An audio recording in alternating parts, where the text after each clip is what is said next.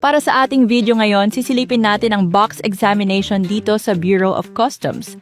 Sa prosesong ito, binubuksan ang container, maingat na inaayos ang mga kahon, at isa-isa itong dumadaan sa scan machine para masuri ang mga padala ninyo.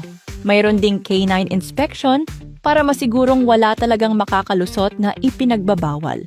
Tinitiyak dito na walang lamang mga illegal drugs, deadly weapons, firearms and ammunitions, cash and jewelries, animal fur, at automotive parts.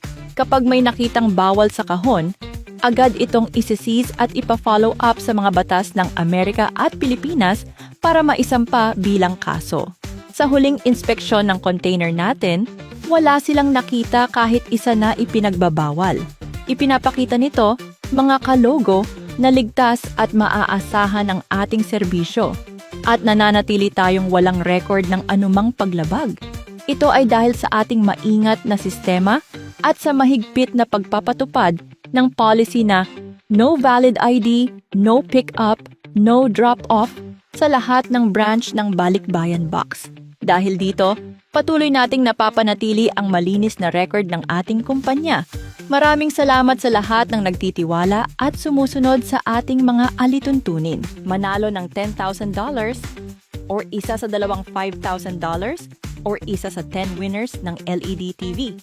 Magpadala ng box o pera para makasali sa Logo Win promo.